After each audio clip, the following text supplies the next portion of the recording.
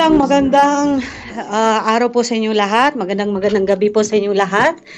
Ito po ang inyong kakampi, si Sara Balabagan po, at ito po ang ating programang OFW Matters dito po sa podcast Pilipinas.com. At syempre po, kasama po natin mula sa LA ang ating producer, si Miss Nancy. Hello, good morning, good evening. Good evening, Sarah. Good morning sa Pilipinas pala. Yeah, good morning sa Pilipinas. At syempre, kasama din po natin ang ating founder ng podcast Pilipinas.com.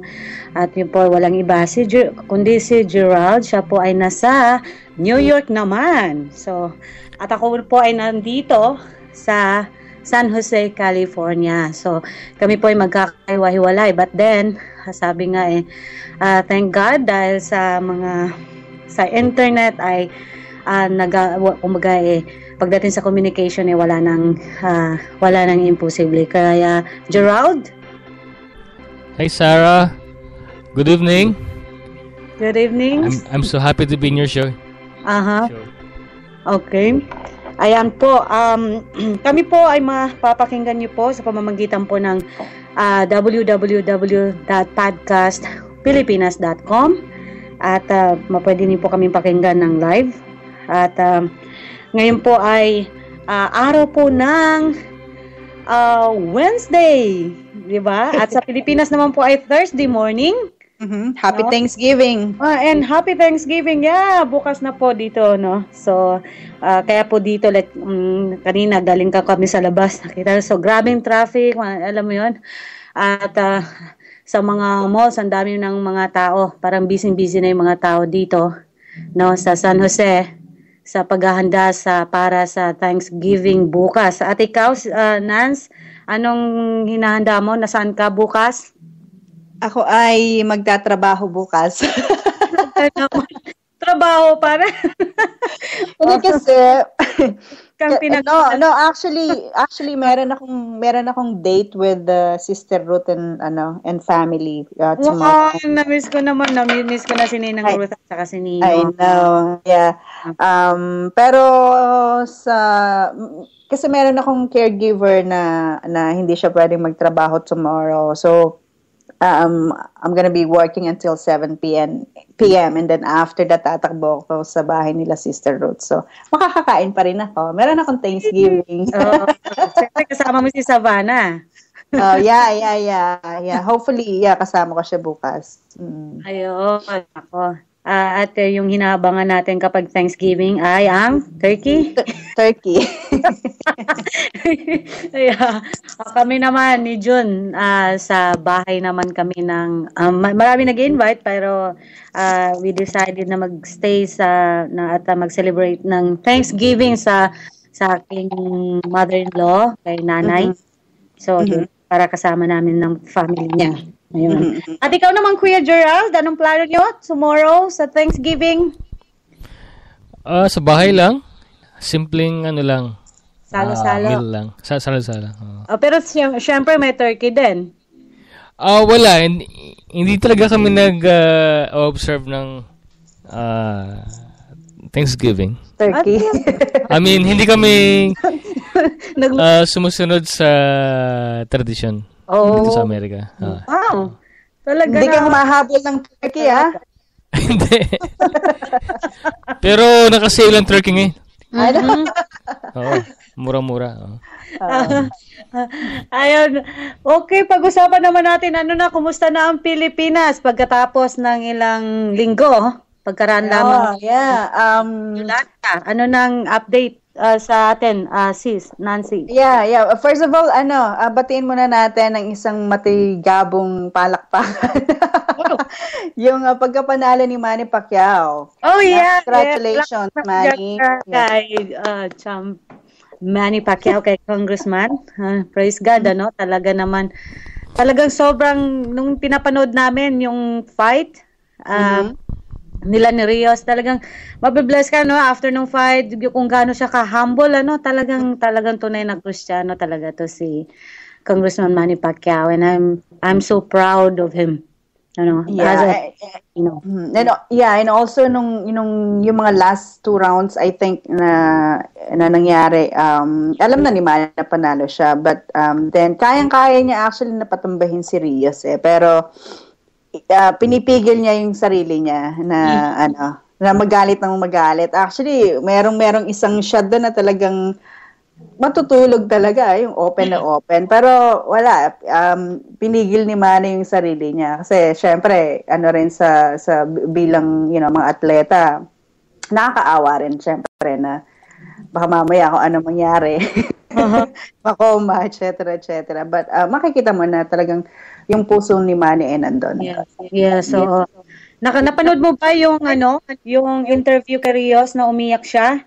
Dahil para hindi niya matanggap na natalo siya dahil siyempre ilang months din siyang talagang nag-prepare, nag-training, Yeah, 5 to 6 months talagang na pinaghandaan niya na nag-expect talaga siya na at least, masungkit yung yung titulo at least nakalaban si Manny Pacquiao. Pero, at least hindi lang isang basta Manny Pacquiao yung nakalaban niya. Talagang 8 yung titulo ni Manny Pacquiao na nakalaban niya. Kumbaga, malaking karangalan na rin para kay Bam Bam Rios na makalaban kahit minsan si Manny Pacquiao. So, congratulations din kay Rios dahil talagang pinakita niya yung kanyang sportsmanship. Yeah, pero natatakot ako habang kapag nilalabas niya yung kanyang dila kasi baka sakit nun, parang kapag nasuntok ka tapos na nakagat mo yung dila mo or makagat mo lang yung dila mo, di ba? Parang sakit-sakit nun. So every time na sasapok siya ni Manny at nilalabas niya yung dila niya, parang ako'y natatakot para sa kanya. Ayun. So, siguro kunwari dumidila siya para kunwari hindi siya nasaktan, ano? Si Gerald. Gerald, nanood ka ba? Hindi ako nanood Talaga? Boring ang buhay ko. Pero napanood ko lang yung sa news. Mm-hmm. At hindi ko alam na may laban si Pacquiao nung gabing yun hindi ko alam talaga. Yeah, actually ako din. Hindi, joke. Alam mo, siguro mas maganda sa Pilipinas kung natalo siya. Kasi inaabangan, di ba? Kung anong mangyayari, excited sila malaman anong magiging kainat na nung laban nila. But then, again, we praise God at we congratulate Congressman Manny Pacquiao at ang pamilya niya dahil muli ay naibangon at nagbigay siya ng inspirasyon din, no?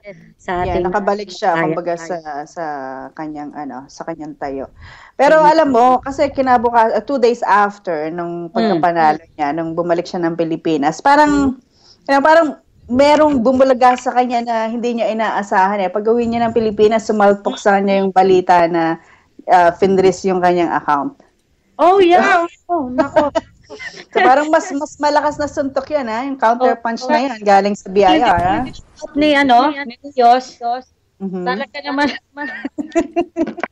gusto siyang i-knock out ng gobyerno natin sa pamamagitan ng pag-freeze ng kanyang mga accounts, no?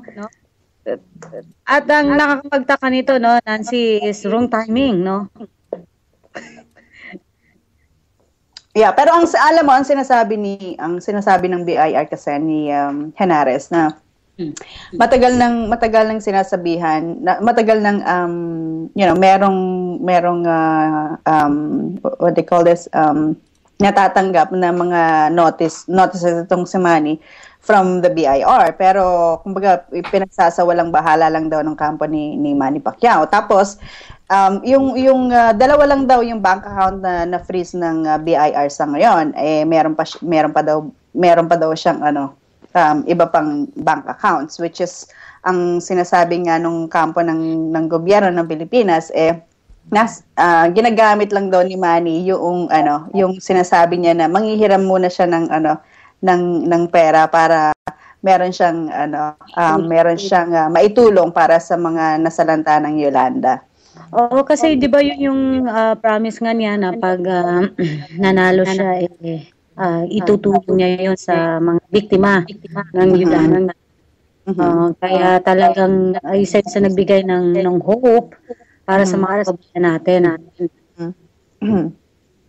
Ayun, tingnan natin kung anong mga susunod na kabanata doon.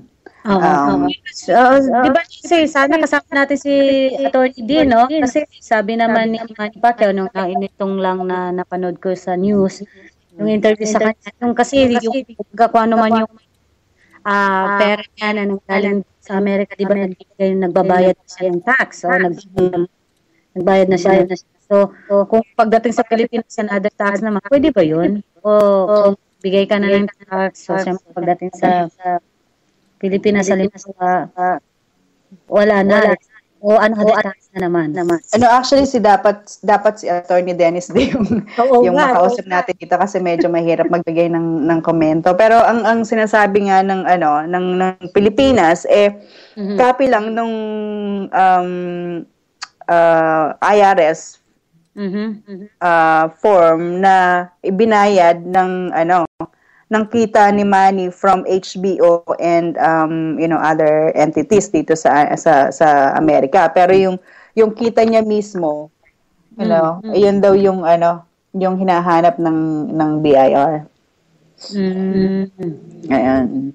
Sana so we pray na sana maging maayos, no? I know. Pero tama yung sinabi mo kanina, wrong timing. At the same time, ang daming issue na sa mga government officials na ang ano lang is wala ba munang pwedeng sampulan na mga magnanakaw galing ng gobyerno ng Pilipinas bago, At saka gusto ko sabi ni Manny Pacquiao na sabi niya yung pera niya yan galing sa dugot pawis niya dahil kung binugbog siya diyan, pinaghirapan niya talaga. Samantalang yung iba, alam mo, galing mismo sa kaban ng bayan natin. Bakit walang nangyayari sa kanila? Wala po itong kaso yung tungkol kay Napoles, no? Yung sa PDAF, no? Ano na? I know.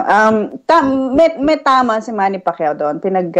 Pinagpaguran niya yon, dugo at pawis niya yung binuwis niya para magkaroon ng ganong kalaking pera, investments, etc.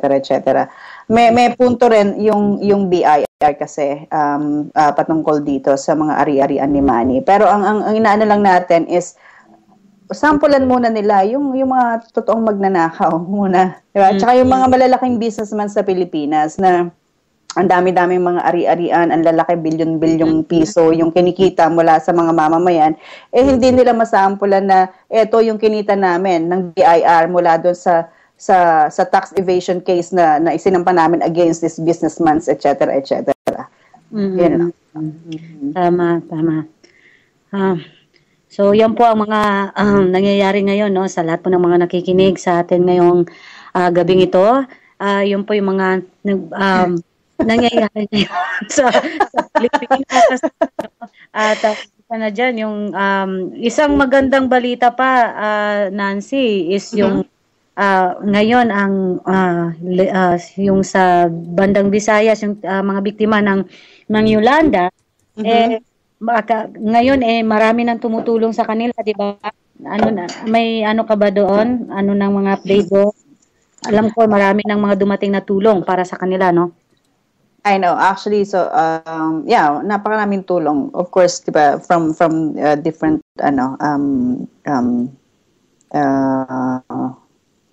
what do you call this, bansa.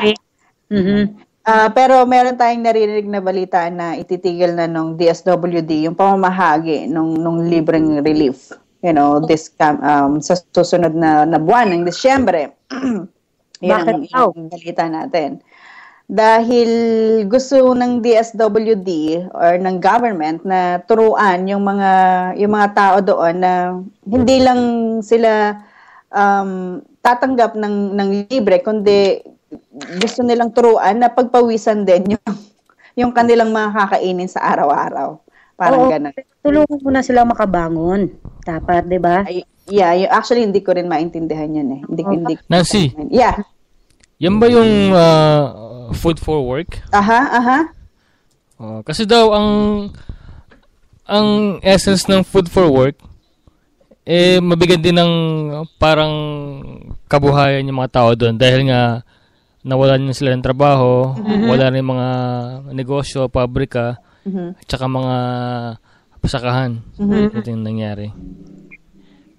Yun nga, so bakit tigil agad, no? Dapat tulungan muna silang makabangon muli. Lalo na at yun nga nasira na lahat. No, anong gagawin nila, 'di ba? At yung hindi lang yun yung pagtulong sa kanila sa financially, even emotionally, 'di ba? Yung kasi yung trauma, especially yung mga bata, 'di ba? Na witness nila yung pangyayari and then yung naranasan nila, yung hirap at yung makita mo yung mawalan ka ng pamilya, ng mahal mo sa buhay, 'di ba? So hindi lang material, hindi lang financial, kung hindi gets sa lahat yung emotional na tulong. Actually, isa rin yung dapat na mag-concentrate yung DSWD, yung kung paano nila matutulungan yung mga kababayan na nasalanta ng Yolanda na, yung emotionally, talagang mahirap kalimutan yung trahedya na nangyari. Isa rin dapat yun sa pagtuunan ng DSWD. Yeah, especially tulad nga ng sinabi mo kanina, yung mga bata. Kasi talagang sila yung, kahit naman siguro hindi bata, no? Kahit na yung mga matatanda na nakasaksi nga nung trahedya, naka-experience kung paano muntikan ng malunod at matangay ng alon. Hindi magandang pangitain sa buong buhay nila yon.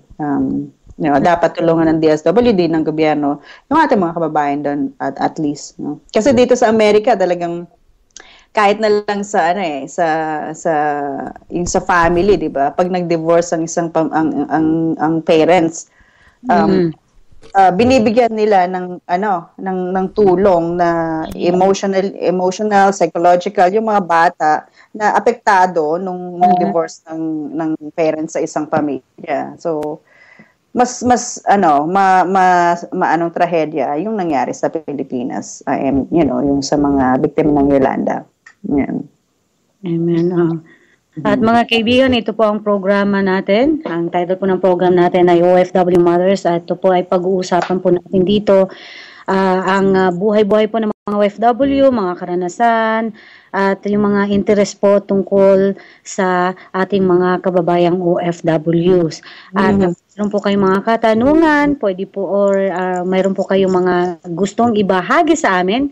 Ayan, pwede po kayo mag-message sa amin either sa Facebook o kaya po ay mismo dito sa www.podcastpilipinas.com. Ayan, pwede niyo pong isend yung inyong question or anything na gusto niyo pong ibahagi sa amin. Ang OFW Matters po, ang hangarin ay sa pamamagitan ng programang ito ay maibahagi natin yung mga kwento ng ilan pa nating mga kababayan. At nang sa ganun ay mapulutan ng aral o kaya ay makapagbigay ng inspirasyon sa ilang pa nating mga kababayan. Ayan. Yeah, tama. Anyways, Sarah, bago ko makalimutan, isa pa sa mga teka muna, sasabihin ko lang kasi pero na akong TFC. Okay. Buti na lang kung ka ng TFC. I know. I mean, Filipino channels, yeah. Yan. And then nakapanood ako ng isang show na merong balita na kinasal tong si Freddy Aguilar sa isang is it 15 years old or 16 years old? Ang balita ko 16 years old. Okay, 16 years old, and then nag-convert sila ng Islam para lang maikasal. So bilang dating member ng Islam, ano ba talaga yung meron bang illegal sa ginawa nila? Well, so, pag-convert ng Islam para lang makasal, alam mo yan? Well, ang pagkakaalam ko, ayon sa aking pagkakaintindi, walang illegal doon. Kasi sa Islam, as long as ikaw ay naiintindihan mo at ikaw ay willingly na yakapin, i-embrace, tanggapin, i-practice ang katuruan ng Quran, katuruan ng Islam, ay welcome ka, no? So, yung ginawa nilang dalawa, bagamat siguro naman alam natin kung ano yung motibo nila, no? Marahil, no, para sila ay maging malaya, no, na ipakita ang kanilang relasyon, no? O walang makakapagpabawal sa kanila kasi kung sa atin, 'di ba, bawal 'yon, no? 'Di ba? Yung sa legal, no? 'Di ba bawal 'yon yung minor, yung bata o yung babae or vice versa, pwede kang kasuhan, 'di ba? Kung sino mas nakakatanda, ganon. No? So sa ginawa nila, as long as naiintindihan nila yung kung ano yung katuruan sa Islam at sila ay willing na tanggapin ito at yakapin, i-practice, walang illegal doon, no? Hindi kasi ako parang nakikinig ako after na makasal sila, willing ba talaga sila na ituloy yung religion nila na gano'n, or talagang hindi ko maintindihan eh.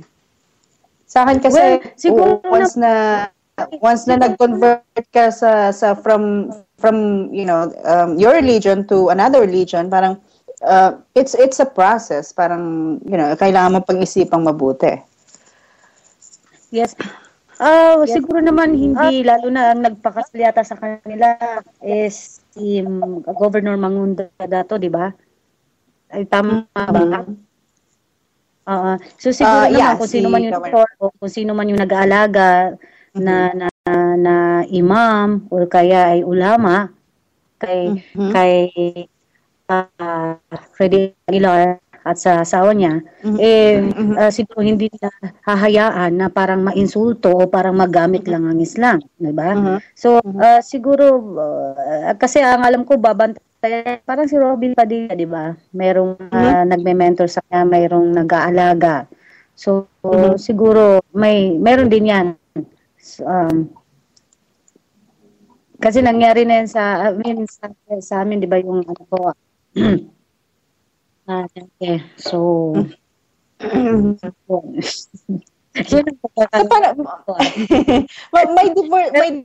may divorce ba sa Islam? Yes, madali lang ang divorce sa Islam. Yeah. Okay. Ang divorce sa Islam, kailangan kayong dalawa ay nagkakaintindihan. At kailangan kayong dalawa ay nag-agree na kayo mag-divorce na dahil hindi na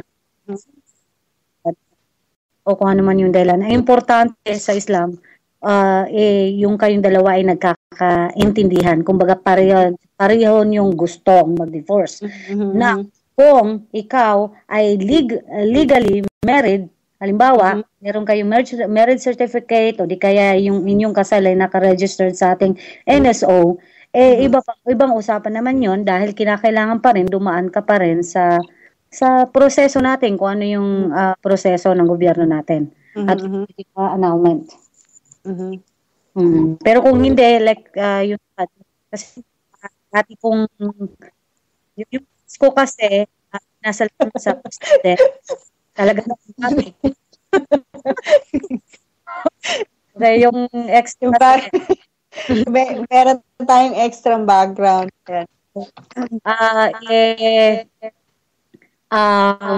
Kinasal din kami sa Muslim lang, so siya naman ay kinakailangan mag-Muslim dahil hindi kayo pwedeng ikasal kung hindi kayo parehas Muslim. So pa-Muslim siya hanggang yun nung nagkaintindihan kami na mag-divorce, so nag-divorce kami, gano'n lang, pero hindi kami legally kasal. Kumbaga sa pagdating sa mga papers namin, single pa rin kami. Yung sa para lang kasi nung time na yun nagwawala na yung nanay ko hindi ayaw ng nanay ko na hindi kami makasal. So pero syempre kung ano yung tradisyon sa Islam, like nagbigay ng dowry, mga ganon. So ginawa yun. So yun, pero dahil nga hindi kami kasal sa West, so legally married talaga. That's why magamit yung apelyido niya dahil wala kami marriage contract. So, still pa rin kami. Hanggang yun nga, nung nagkasundo kami, nag-divorce kami. So, nagpirmahan lang kami. Ganun lang kadali. Madali lang. So, ano, Gerald?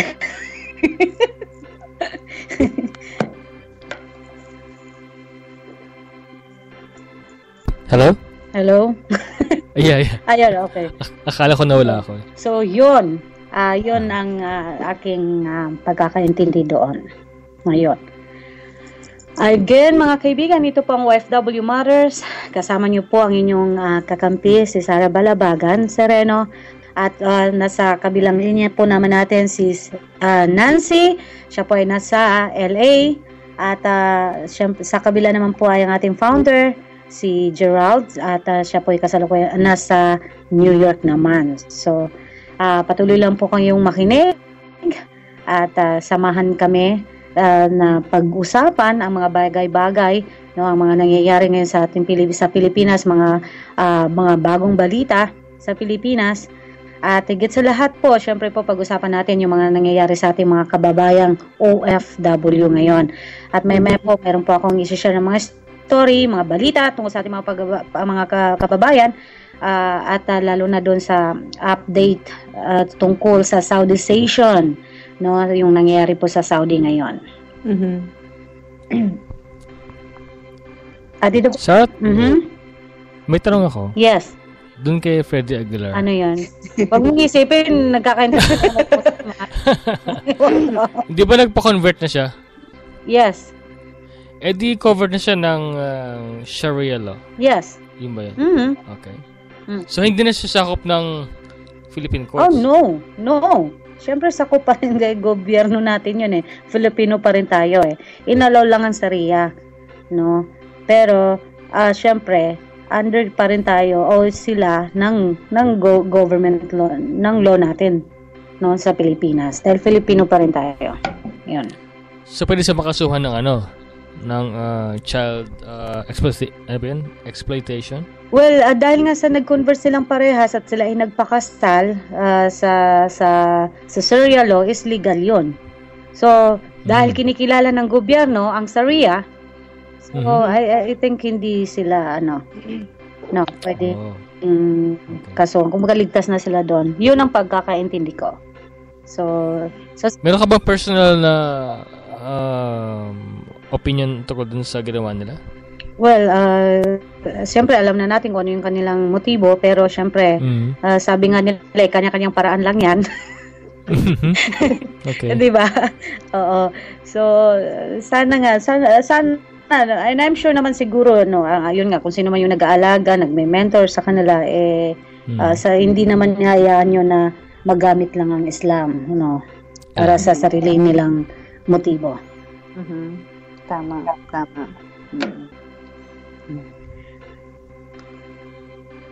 So tayo po ay magbabalik ba? Meron ba tayong kanta? Sana magbabalik tayo. Okay. Kaya lang sira yung music player natin.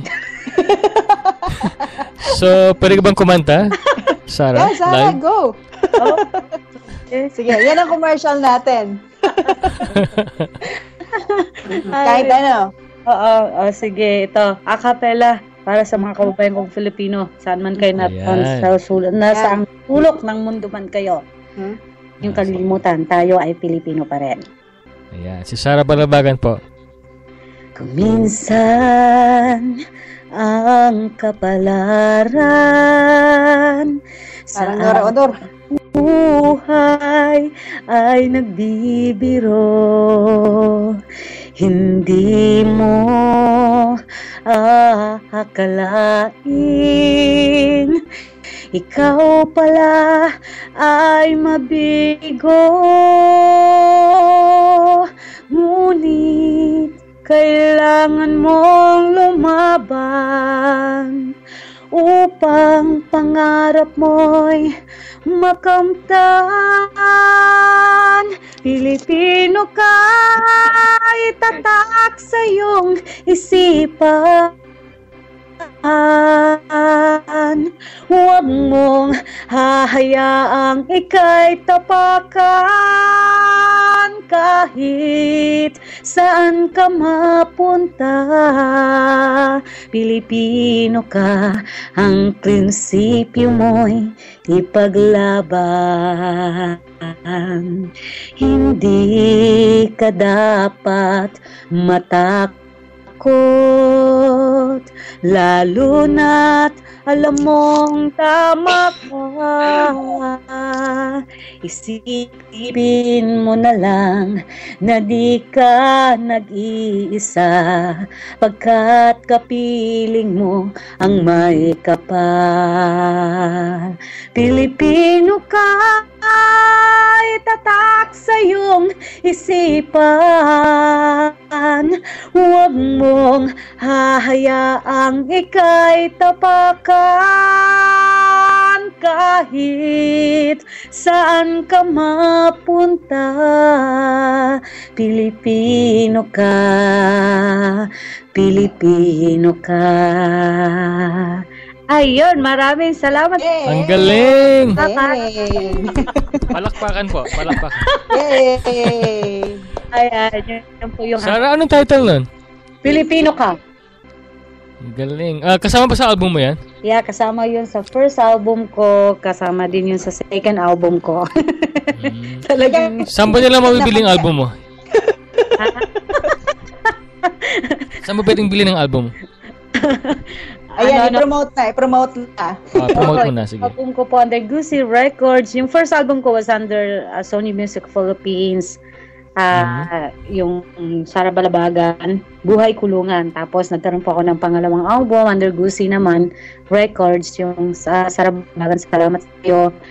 And then yung bagong album ko po under Gucci Records pa rin po, yung So In Love. Ayan. Wow. Galing, So, tama-tama. so in love. Yeah. Ako rin meron So, saan ko mabibili yan? para sa sa mga Pilipino mamaya. Okay, abangan po natin. Abangan po. Nasa iTunes ba yan, Sarah? Nasa iTunes ba? Sa eartunes. Ewan ko kung in-upload sa ng Dapat ilagay mo sa iTunes. Yeah, sasabihin Para ko sa pwedeng producer ko. Ang producer ko si Oo. Ramon Eleazar. Siya po ay nasa Las Vegas. Ang ano ko naman po si Danis Choco. Yun. Ayan, ipopromote natin yan sa Podcast Pilipinas website. Oo. Sige. Sinong writer? 70, ng song? 70-30 ba? Oo, 70.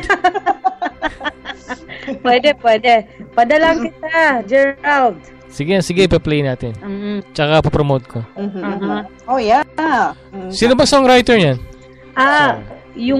Yung Pilipino ka, yan, binigay lang sa akin na isang composer. So, yun, para talaga sa akin yun. Sabi nga niya, na-inspired siya sa story ko. That's why nabuo niya yung song na yun. Yun. And then, the rest naman ng iba-iba yung compose ng mga songs ko. Meron din ako mga kinompose, like yung Buhay Kulungan. Nagawa ko naman yun nung ako ay nasa loob ng kulungan mismo.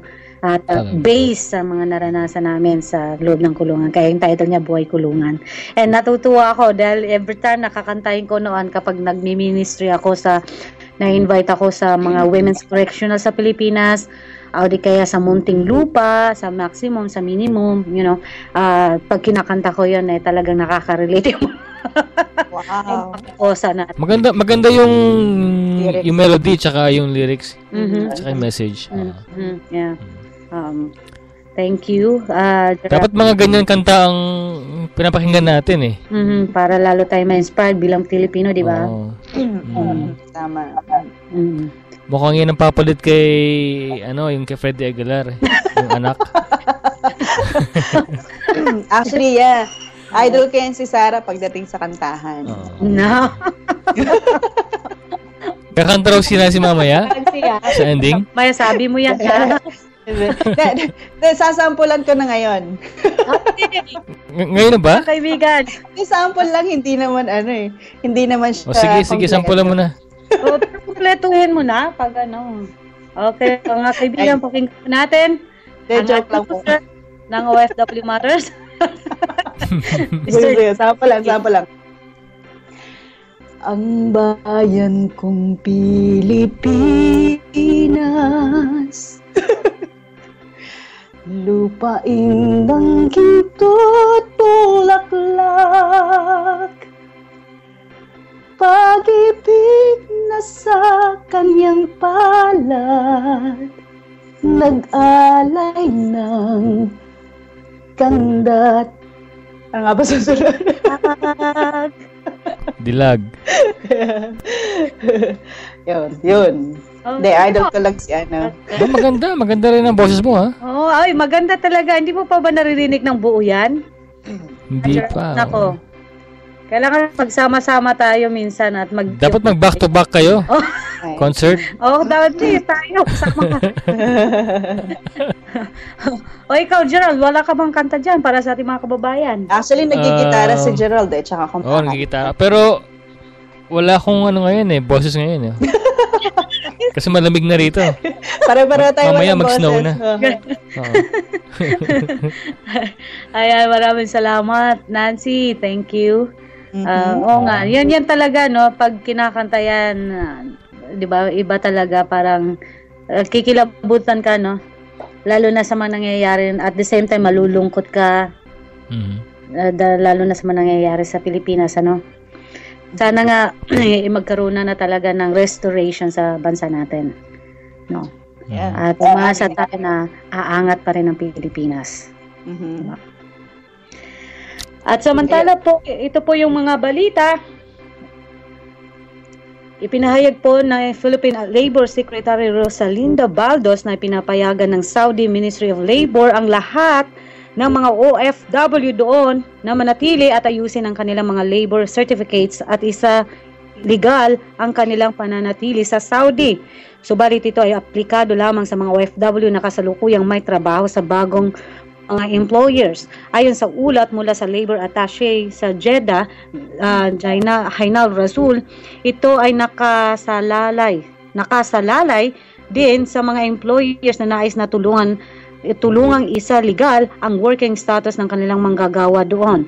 Matatandang mahigit sa 5,000 OFW doon ang napauwi ng Pilipinas matapos ang ibinigay na taning ng Saudi government ang pagsasaligal ng mga dokumento noong Nobyembre 3 para sa mga foreign workers doon. Matatandaan ding dumanas ng mga pang-aabuso mula sa Saudi authorities ang mga Pinoy OFW sa loob ng kulungan doon bago tuluyang pinauwi ito ng ating bansang Pilipinas. Ayan.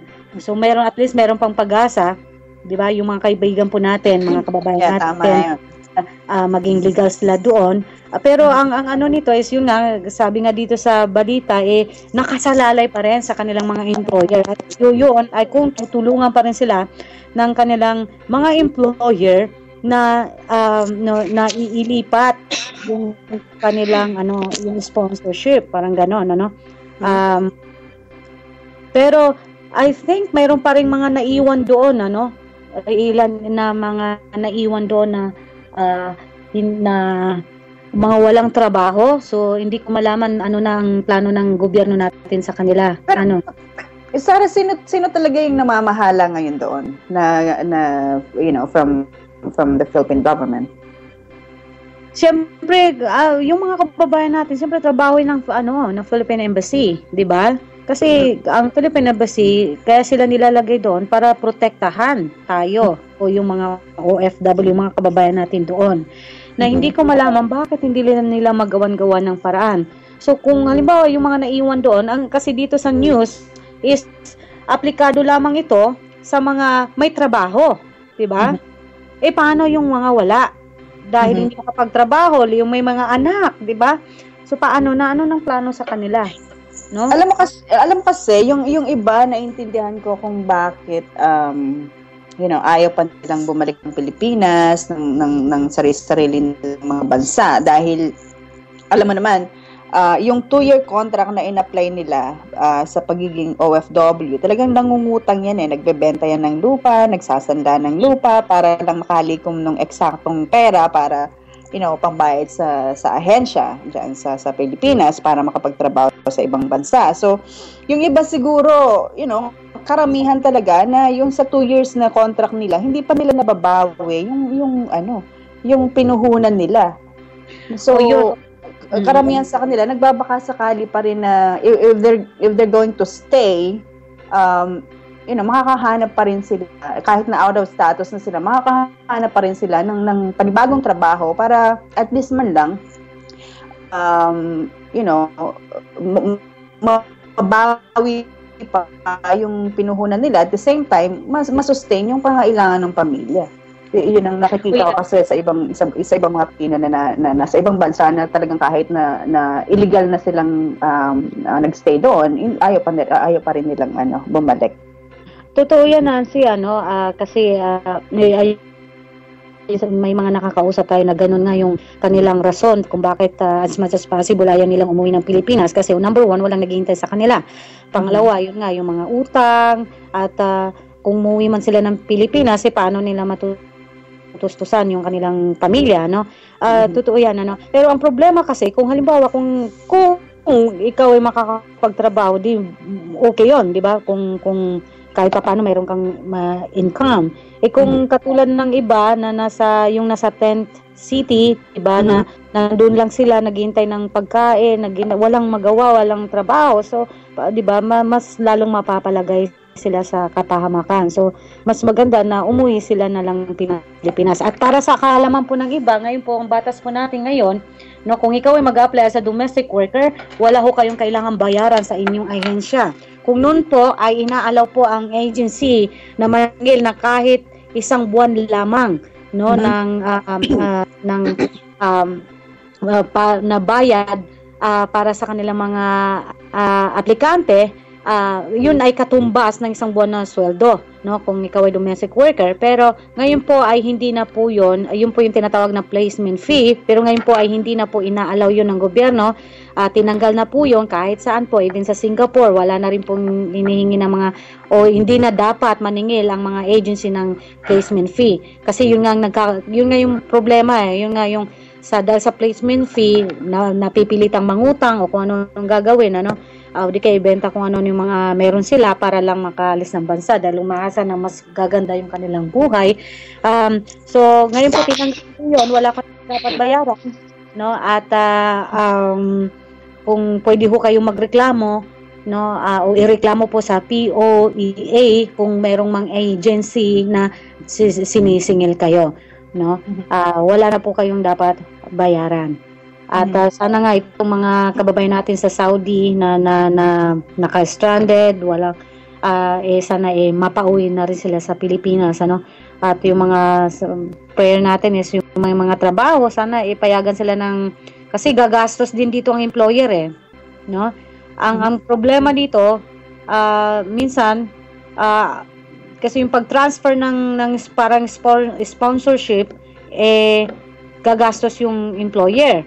Pero ang minsan, dahil nga nandun ka, illegal ka kumbaga, so minsan ang ginagawa ng mga employer, ay sige, itatransfer namin yung, papayagan ka namin may transfer yung sponsorship, pero ang mangyayari naman, ipapabayad sa mga OFW. Diba? So, another gastos na naman sa kanila yon. So, sana nga lang maging mabait yung kanilang mga employer at hindi na pababayad sa kanila kung magkano man yung gagastusin sa paglilipat ng sponsorship sa kanila para maging sila ay maging legal na manggagawa ng Saudi. Tama yan, tama. At ito naman po ang pangalawang kwento o istorya po, balita tungkol sa ating mga kababayang OFW. 10 Pinay OFW ang inaresto po ng mga otoridad sa bansang Malaysia matapos na mahulihan ito ng 3 kilo ng shabu. Ito ay base sa report ng isang online na pahayagan sa Malaysia at pagkakatanggap naman ng isang tawag kay Annalyn Cañete na kapatid umano ng OFW sa Malaysia na nasa Pilipinas naman. Ayon kay Cañete, tawag umano ang kanyang kapatid noong November 20 na humingi ng tulong dahil nakakulong umano ito sa Malaysia. Ayon umano sa Pinay OFW sa Malaysia na set up lamang umano ito sa isang raid na isinagawa ng mga otoridad doon kasama ang 2 katao na kinabibilangan ng isang Chinese at isa pang Indian national. Inabisuhan umano ng mga Malaysian authorities si Cañete na kumuha ng magaling na abogado upang maipagtanggol ang kanyang kapatid na nakalaang bitayin ngayong darating na Biyernes sa salang possession of illegal drugs. Ayun, ito yung ito nagiging uso-uso to yung anong tawag nun? Yun nga yung padadalan ka ng drugs. Pakisuyo. Yung pala, hindi mo alam ano yung laman. Yeah. Kung matatandaan niyo po, parang kailan lang yung tatlo nating, isa pa, bago yung pinakahuling nabitay, 'di ba, sa China na isang kababayan natin na Filipina, bago puno yung talagang naging sensational yung tatlo. Matatandaan mo yun, Nancy, yung tatlo ay isa doon si sino ba ito yung babae na sibilan, yung tatlo na binitay din sa China, no? Dahil din sa ganitong kaso. Kaya po sa mga kababayan natin, maging maingat po kayo, no? Yung kababayan naman natin sa China, yun yung parang naging drug mule sila. Ayun, nahuli naman sila sa airport. Ayun.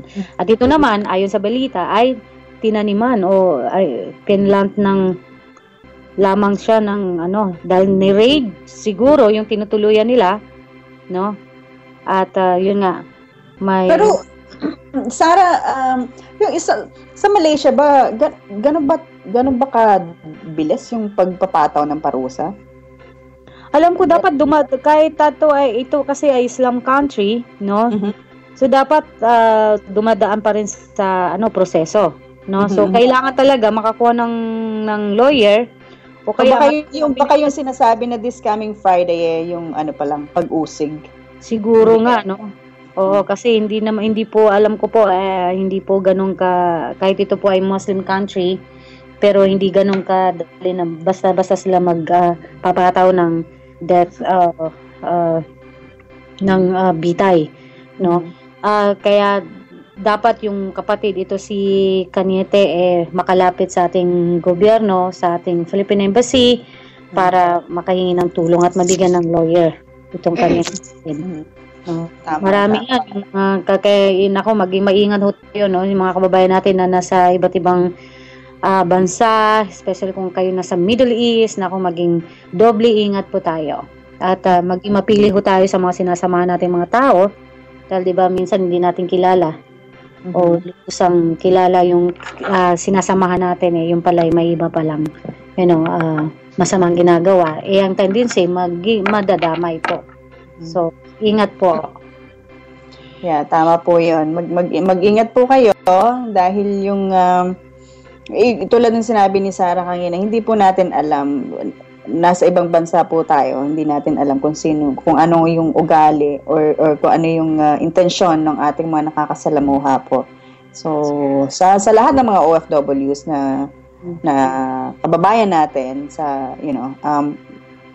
mag-ingat po para hindi po tayo madisgrasya. Malayo po tayo sa pamilya, so kailangan po tayo lang po yung sarili natin, yung talagang mag-aaruga para sa atin. So mag-ingat po kayo. Amen. At ito naman po ang isa pang balita. Nagsimula ng tumistigo ang isang Filipina caregiver po laban sa umano'y human labor trafficking sa Amerika. Wow. Kasi sa mga sinumpamong salaysay ni Angela Guanzon sa korte sa Fullerton, California. Nagtatrabaho umano sila sa loob ng 18 oras sa isang araw bilang mga caregiver at pinapatulog lamang umano sila sa sahig ng kanilang amo. Si Guanzon ay na-rescue ng mga FBI authorities noong 2008 at sinabing binabantaan umano sila na sa tuwing sila ay nagtatangkang tumakas. Ang hearing laban sa human trafficking ay sinasagawa sa Fullerton, Orange County. Ayan, ito, 'di ba, itong human trafficking na to, Nancy, 'di ba, isa-isa to, usong-uso dito sa Amerika, no? And alam mo kasi hindi ko maintindihan tong balita na to. Kasi wala naman akong alam na mga ahensya sa Pilipinas na nagre-recruit ng papunta dito sa Amerika. Except yung mga nag-a-apply ng H2 visa, which is yung mga parang tawag dito, seasonal na trabaho dito. Yung tinakal nga namin ni Atty. Nung nakaraan na 2 weeks ago, I think yung H2 visa. Pero yung sa case ni ano nga ba uling name niya? Si Angela? Si Angela. Hindi ko alam kung paano at sino yung agency na nagpadala sa kanya dito. Kasi hindi rin naman dadaan niya sa walang binibigay ang US Embassy na visa para para sa 6 months lang na 6 months na trabaho dito sa Amerika na hindi alam kung ano talaga yung kanilang kapupuntahan dito. Maybe ang nangyari sa kanya maybe lang tourist visa and then naghanap ng temporary na job and then doon siya napunta.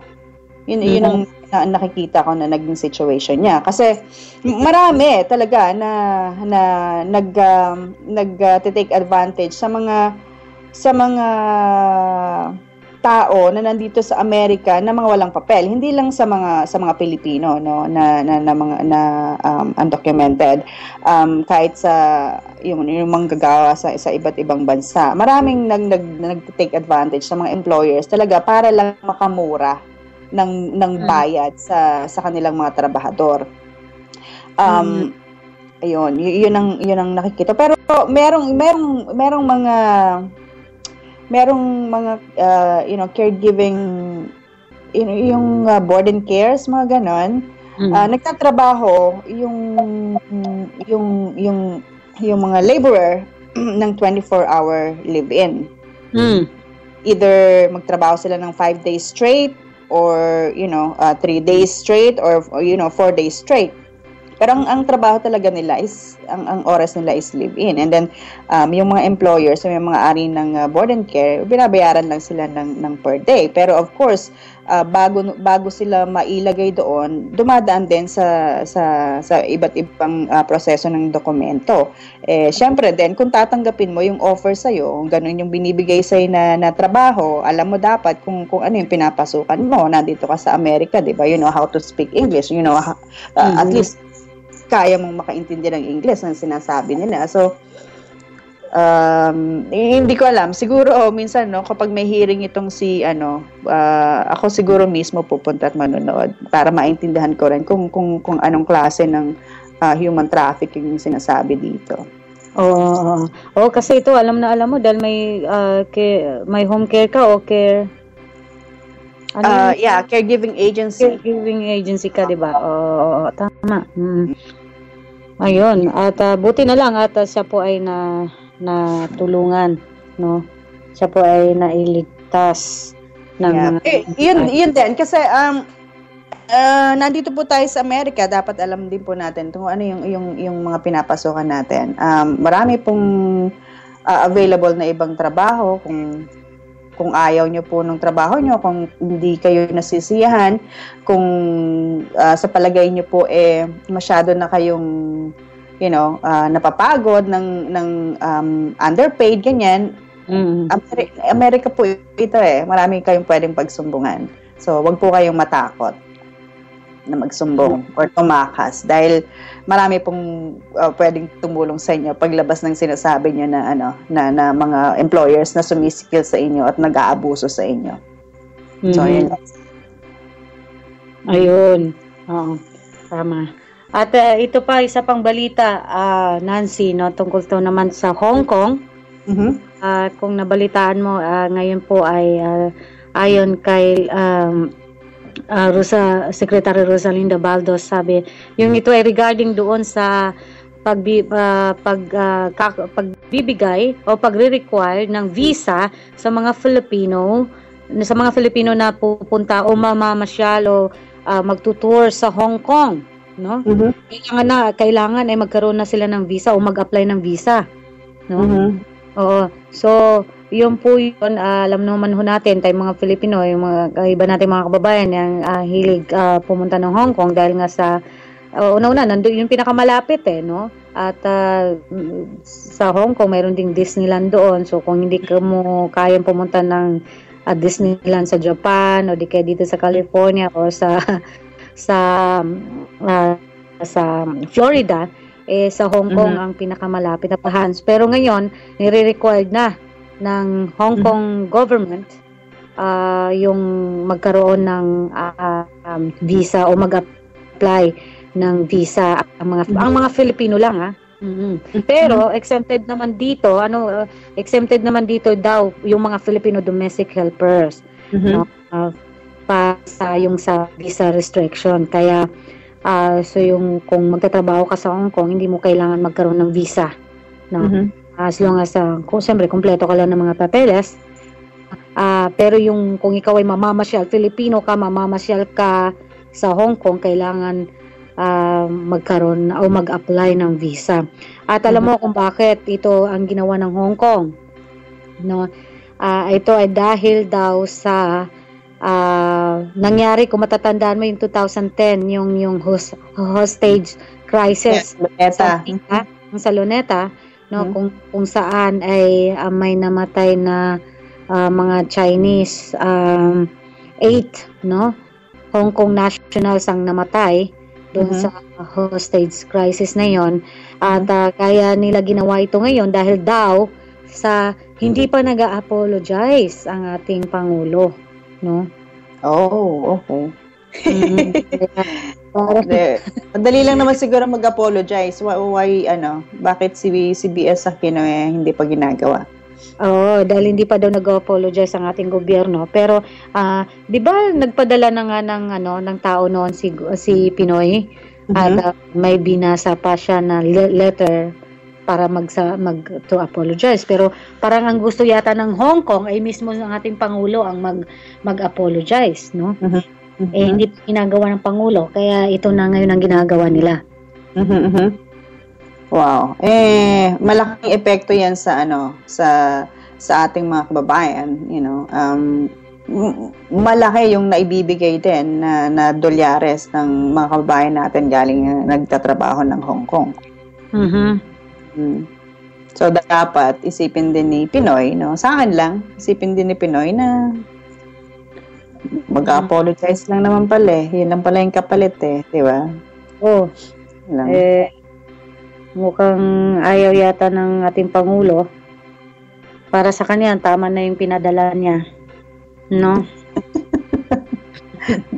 Alam mo, minsan hindi rin maintindihan. Ano ba talaga ang proseso? Ano ba talaga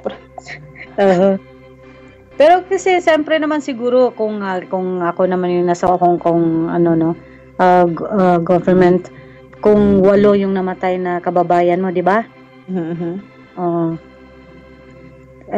Di ba, nung nangyari pa yun, ilan yung mga kababayan natin na nagtatrabaho sa Hong Kong na naapektuhan dahil pati sila galit na galit yung iba, di ba? Yung iba nga minaltrato yung mga domestic worker nila dahil nga doon sa galit, no? Sa nangyari. Parang kagaya nangyari sa Taiwan, di ba? Yung nangyari sa Taiwan, yung nagpanik yung mga kababayan natin na nasa OFW sa Taiwan dahil sa kanila binubuntong yung galit, no? Yung may namatay na fisherman na nasa galing sa Taiwan. Kaya siguro hindi naman tama hindi naman kasalanan din ng mga kababayan natin. Ilan lang naman yung mga gumawa nun, hindi naman lahat ng Pilipino kabilang against dun sa kung ano man yung nangyari dun sa mga kababayan nila na Hong Kong nationals na namatay dun sa hostage drama na yan. Kaya patuloy po tayong ipanalangin, no, ang ating bansa, ang ating gobyerno na talagang ang tahakin ay yung tama tuwid na daan, Yeah, Yeah. Syempre, gusto lang ko lang di ipaabot sa ating mga kababayan na nakikinig sa ngayon sa programa mong OFW Matters na kung meron po kayong mga hinaing, kung nasa iba't iba, kung OFW po kayo, madali lang po na kumonek sa aming programa, sa programa ni Sarah na OFW Matters. Pwede niyo po siyang i-message sa kanya yung Facebook, yung Sarah Balabagan Sereno.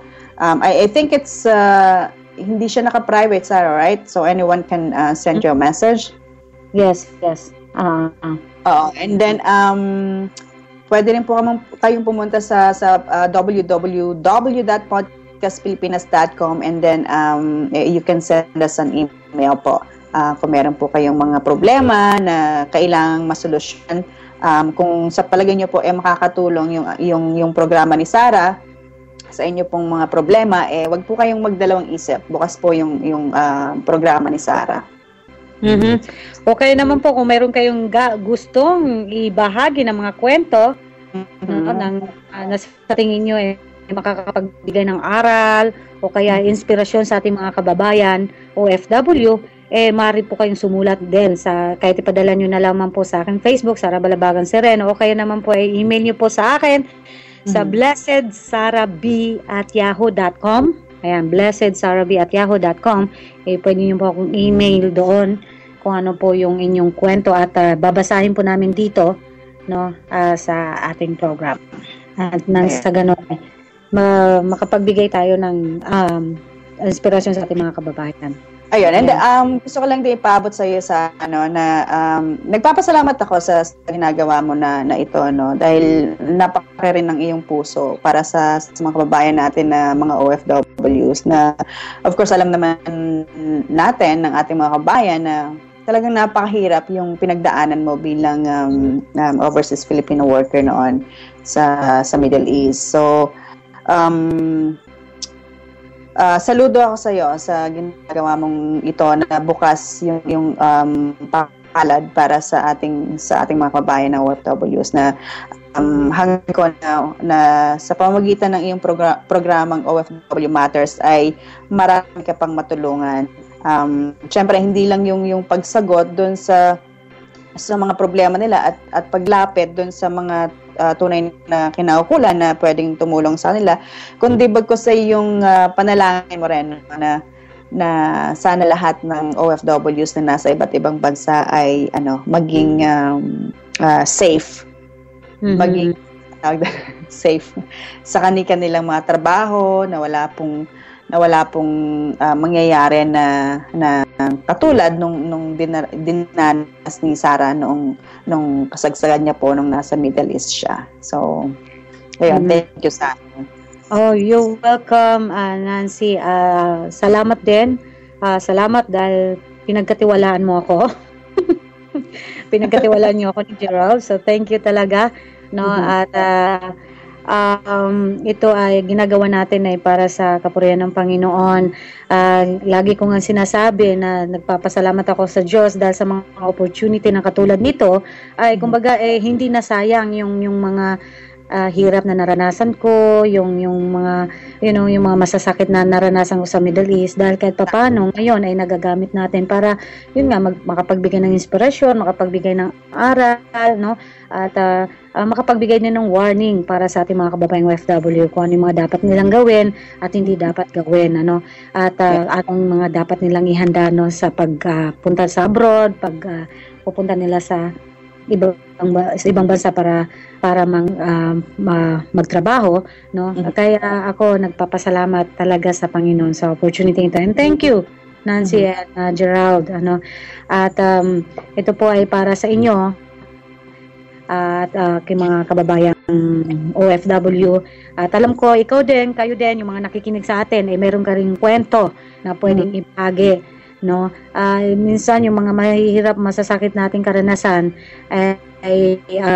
minsan inaalaw ng Panginoon para maranasan natin, para maibahagi natin sa iba, So, yun nga po, kung mayroon kayong mga kwento na naisibahagi, ayan, malaya po kayong message sa amin, malaya po kayong ibahagi ito. Kung gusto niyo po, kung naiyaw kayong makipag-usap sa amin, sa Skype, pwede pong isulat na lang, no? At ito po ibabasahin namin kung ayaw niyo pong ibanggitin yung inyong mga pangalan, hindi po natin babanggitin, no? Para po sa protection niyo rin po. Pero yung mahalaga po yung kwento niyo. Ang kwento natin. Yeah, tama yun. Tsaka gusto ko lang din ipaabot sa ating mga kababayan na ang programa pong ito ni Sarah na OFW Matters ay ngayong gabi po ay pangalawang episode pa lamang po ito simula po nung siya ay nagsimula na magprograma online. Pero nakikita ko po na malayo yung mararating ni Sarah Balabagan Sereno sa pamamagitan po ng programang ito. At sa mga susunod po na mga linggo, na mga episode ay marami kaming mga ilo-launch na mga nakakakiliti din na mga segments natin. Yeah, so excited na po ako. So mga paunang patikim pa lamang ito, patikim pa lamang. So antabayanan dapat ng iyong mga masusugid na taga-subaybay. At para sa kaalaman ng ating mga nakikinig ngayon, congratulations sa lahat ng mga OFW, no? Ang mga Filipino na nasa ibang bansa. Alam mo ba na tumaas na naman ang ating remittance, no? Wow. Ito 6.6% sa noong pang July, So, napakalaking ito ay napakalaking kontribusyon para sa ating gobyerno, no? Sana mapunta sa tama. Total naman wala naka-house arrest ba si Napoles? Si Napoles ay napulis. Yeah. Okay. Pero alam mo yung remittance rate ng natin tumaas, pero yung performance rate ni BS Pinoy tsaka ni VP Binay bumaba. Importante tumaas itong ating remittance, yun ang latest sa Pilipinas, no. Ito ay ayon sa Bangko Sentral po ng Pilipinas. Sabi po dito, ang remittance po ay nagkakahalaga na ito ay base sa cash ay 1.927 billion. Noong ito po ay pa lang. So ibig sabihin 6.6% ang tinaas niya kumpara noong 1.809 billion na naka-record po last year. No, so ganun kataas. So every year tumataas po ang ating ang mga remittance po ng mga OFW. So ibig sabihin yan, parami ang mga Filipino na pumupunta ng ibang bansa, no? Sa kabila ng mga nangyayari dito sa Amerika, nangyari yung recession, di ba? Pero yet laki pa rin ang tumataas pa rin ang remittance natin. So at base dito, ang pinaka-major daw po ng sources of remittance ay US. See? Ang United States po ang isa sa pinaka-major ng source po ng remittance ng mga Filipino. Pangalawa ang Saudi Arabia, no? Pangatlo ang United Kingdom. At kasama din po ang United Arab Emirates kung saan po ako nagtrabaho bilang domestic worker noong 1994. At ang Singapore, Canada at ang Japan. Ayan. So sila yung mga major source ng remittance ng mga Filipino. So ibig bang sabihin maraming nakikita rin yung statistics kung saan maraming mga Pilipino yung nagtatrabaho? Yes, So ito yung pinaka... Sarah, pwede magtanong? Nabalitaan mo ba yung tungkol sa Canada? Yung pag-open nila sa...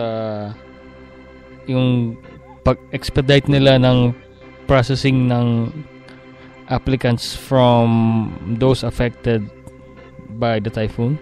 Hindi ko nabalitaan yun. Ibagi mo nga sa amin. Kasi ganun para bang yung ginagawa ngayon ng Amerika na temporary ano yun? Yung status, yung mapabilis din yung proseso. Ang ginagawa ng Canada in-expedite nila yung processing nung applicants ng mga workers. going to Canada from those areas na naapektuhan ng typhoon.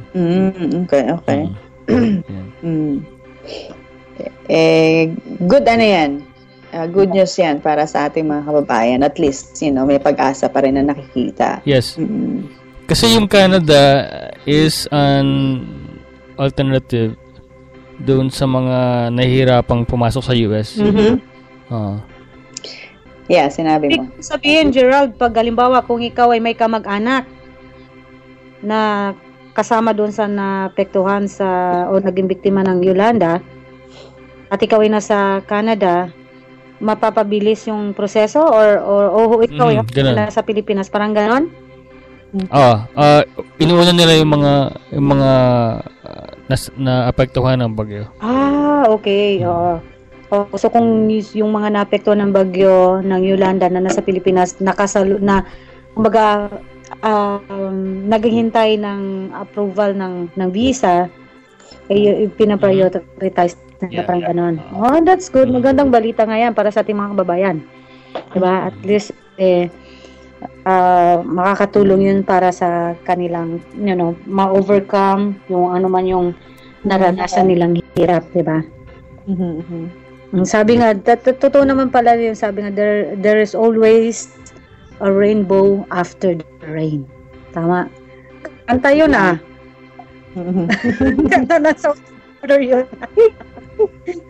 Ito, sabi rito, yung mga apektado ng bagyo na kumukuha ng visa sa Canadian Embassy, pwede silang magpunta sa visa office at kontakin directly yung office ng Canadian Embassy.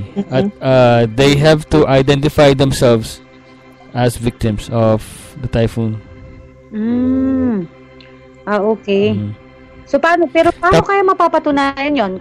Siguro resident certificate, resident certificate. O yung address nakalagay doon sa application. Ayun.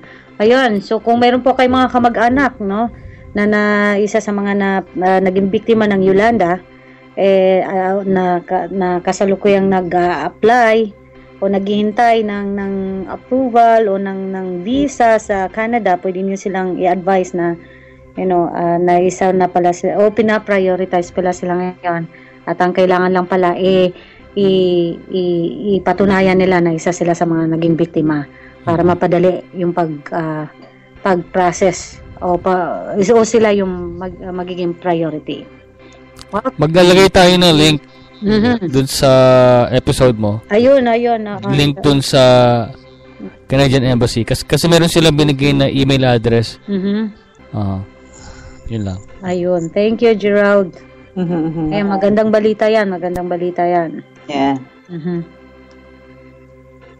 At tuloy-tuloy po tayo dito sa OFW Matters. Patuloy po natin pinag-usapan namin yung mga magagandang balita para sa ating mga kababayan. At isa na ko dito, yun nga po yung binagi ni Gerald na ang Canada ay binibigyan nila ng priority yung mga Filipino na kasama sa naging biktima ng Yolanda. Sila po yung ipaprioritize para mapabilis yung pag-process ng kanilang mga papeles o ng kanilang mga visa. So, magandang balita yun. At again, ito po ang OFW Mothers, ang programa po natin, ang ating pong producer si Nancy, kasama po natin, siya po ay nakasalukay na sa LA, at ang ating po namang founder ng podcastpilipinas.com na si Gerald po ay nasa New York naman po, at ang inyong pong lingkod, si Sara Balabagan Sereno ay nasa San Jose, California po, at ngayon po ay pangalawa Kanta na si Gerald. Okay, yay! Pangalawa pa lamang nating podcast ngayon, di ba? Ng OFW Mothers. At ito po ay every Wednesday, 6 o'clock po ng gabi dito sa California. At sa Pilipinas po naman po ay 9 o'clock ng umaga. Tayo po ay mapapakinggan online po sa pamamagitan po ng www.podcastpilipinas.com. At i-click nyo lamang po yung OFW Matters. Ayan. At pwede rin po kayo kaming samahan, no, sa pamamagitan po ng Skype, no, o kaya po kung meron po kayong mga katanungan, pwede nyo pong i-send yung inyong mga katanungan o mga opinion, no, sa pamamagitan po ng Facebook. O kaya po ay sa email ko po, kung nais nyo ibahagi naman yung inyong mga kwento, pwede nyo po akong isulatan sa blessedsarab@yahoo.com. Ayan. Yes, malinaw na malinaw. At sa susunod na Wednesday, next week po, mayroon po tayong makakapanayam na kababayan po natin. Dapat may guest tayo ngayon no? Galing Texas, nasa Texas siya, pero galing naman siya ng United Arab Emirates kung saan ako nanggaling o nagtrabaho. Siya ay nurse, pero sa UAE, at yung nga po nung nag-apply po sila dito sa Amerika, sila po yung nakaalis ng UAE at sila po yung napadpad sa Texas, pero biglang naging may schedule na agad, kaya syempre po kailangan magtrabaho. Yeah. Makakapanayan po natin next week. Okay, so samahan niyo po kami muli, no?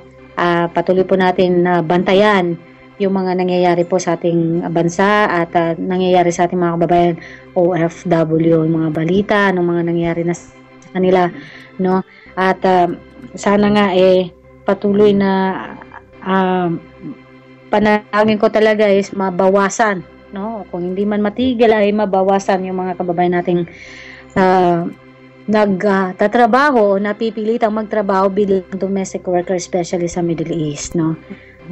Yan, kasi pwede naman po tayong umalis ng bansa na i-prepare natin yung ating kaalaman, yung ating mga skills, pwede po tayong magtrabaho sa ibang bansa na ayon sa ating skills. So, kailangan lang ihanda natin, i-develop.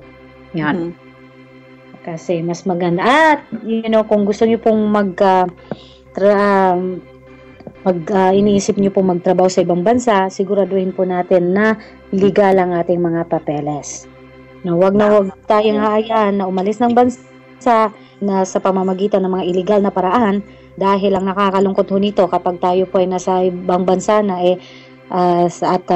sa illegal na pamamaraan, para bang alam nyo, mararamdaman nyo naman po na magiging pakaramdam nyo para wala kayong kalaban-laban, na parang kahit anong mangyari sa inyo ay wala kayong kalaban-laban. So siguraduhin ho natin na legal ang papeles natin, legal yung at wag ho tayong maging hayaan na maging biktima tayo ng mga illegal recruiters. Kailangan siguraduhin natin na legal itong mga ina-applyan natin mga agencies or even yung pinagkakatiwalaan natin mga recruiters, kasi ang dami pong nagkalat sa Pilipinas, no?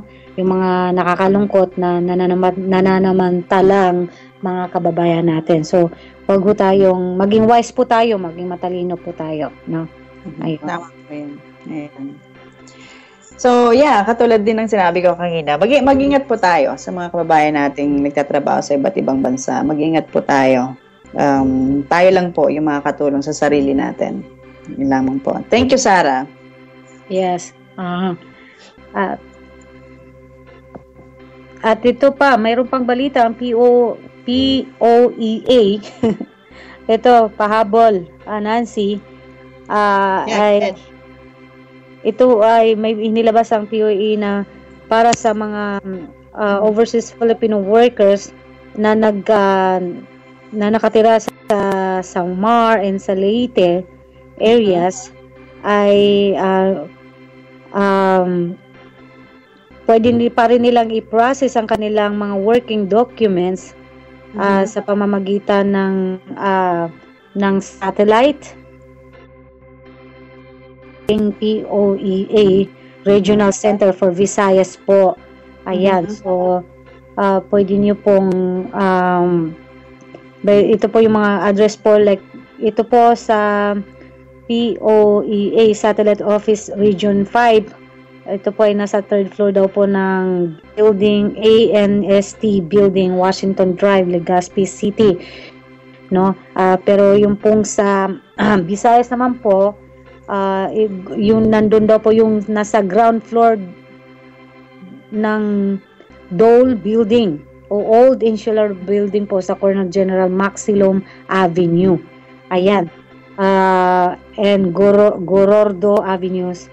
Meron din po sa Gorordo Avenue, Cebu City. So, yun. So, yung kung ikaw naman po yung OFW at ikaw ay nasa Samar o kaya ay Leyte at kabilang ka sa mga naging biktima, pwede na rin po ninyong i-process pa rin yung inyong mga papeles o yung mga documents, yun po sa pamamagitan po ng mga satellite po ng ating POEA. Ayan. Ayun. So, yun po yung mga nasa bulletin po ng ating POEA. At, yan. Ayun. Meron ba tayong time?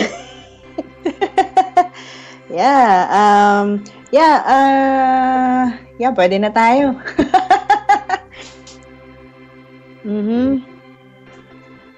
Ito, good news pa sa Australia and US-based Pinoys to get free calls, SMS to Yolanda affected relatives. So, kung ikaw ay nasa Australia at kaya sa Amerika, meron kayong free. Pero paano kayo ginagawa to? No? Free call o kaya text para sa mga kamag-anak nyo na kabilang sa naapektuhan o naging biktima ng Yolanda. No? Nabalitaan mo ba to? Actually yung mga cell phone carriers dito sa US like yung AT&T, I don't know, hindi ko kabisado kung ilan na mga carrier, pero nagbibigay sila talaga ng libreng tawag going sa Pilipinas. Okay to, maganda din to. So, applicable lang to sa mga taga-US at sa Australia. Ayun. Kung yung tawag nila sa Pilipinas, hindi punta ng Japan, hindi punta ng... Yan. Ayun, sa Pilipinas lang. Sa Pilipinas lang. Pero paano kayo? Actually, yung mga cable companies din na nagki-carry ng Filipino channels, actually, inaano nila in-automatic nila na tawag dito, pwedeng mapanood siya ng libre. Yung subscription. Kasi, for example, ako, dati meron akong subscription from Time Warner Cable and then meron akong Filipino nagsusubscribe ako ng Filipino channels. So ngayon kahit wala kang subscription, pwede mo na siyang mapanood ng libre. Ayun. Actually sa isa kong pasyente, of course siya 'di ba? Yung nagdumalaw ako doon last week. Nakikita ko yung caregiver ko doon, nanonood ng Filipino channel. Oo. So sabi ko, may nag-subscribe kayo ng Filipino channel? Sabi niya, no, hindi. Kasi 'di ba libre nga yung Filipino channel sa lahat ng cable companies. So, 'yun. Unang-una na syempre yung Time Warner Cable, talaga, libre yung kanilang Filipino channel. Hindi ko lang alam kung hanggang kailan. So, 'yun. Ayun. Wow. So, blessing 'yan, no? Kaya pala yung bakit biglang may Tagalog, no? Yung si June biglang may Tagalog. Akala ko mayroong nag-apply, hindi pala. Okay.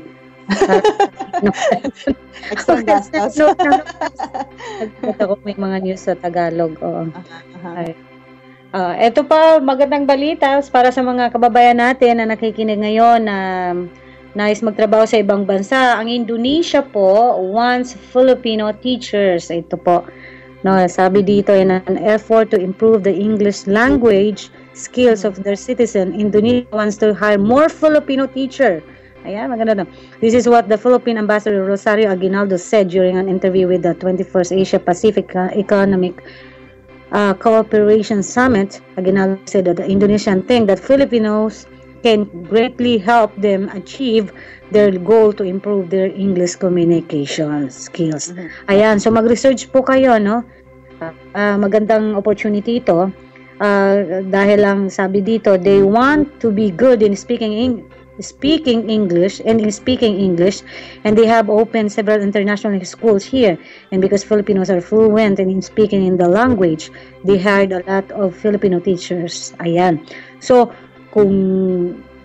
pwede ito, no, para sa mga kababayan. Kaya po yung kaibigan ko pong pastor, nasa Indonesia siya ngayon. Ayan, ang kanyang pong trabaho doon ay sa school, English teacher siya. So, magandang opportunity po ito, no, kung ikaw ay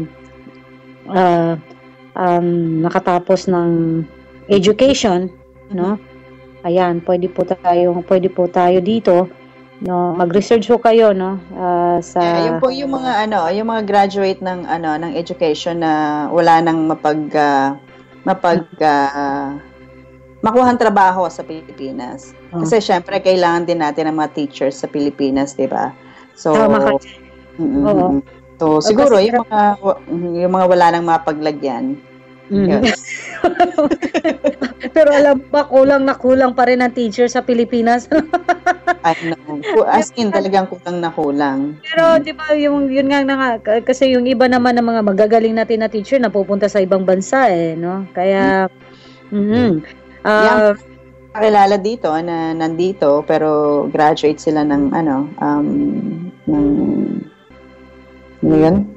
ng education bilang pagguro. Pero nandito sila. At maganda dito sa Indonesia dahil gusto nilang ma-develop pa yung yung English, no?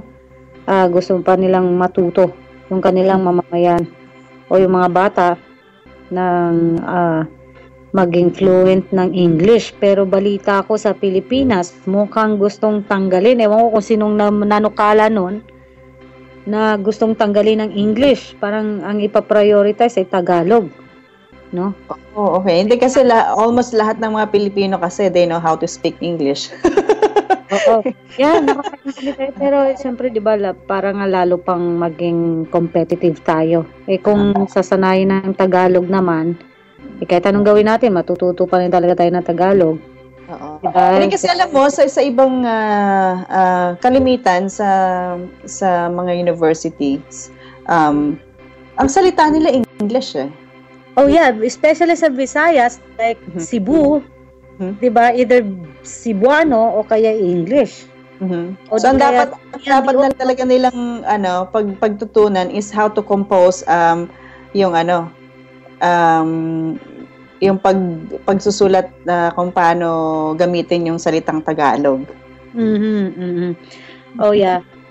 Minsan pero magandang balita yan, no, para sa ating mga kababayan na walang trabaho sa Pilipinas na mga nakatapos po ng education. So, i-grab din natin yan, yung opportunity na yan. Makakatulong po yan sa inyong mga pamilya. At para po sa kaalaman ninyo, na ang Indonesia po ay Muslim country. Yeah. So, yan aming dapat na i-consider din bago i-grab.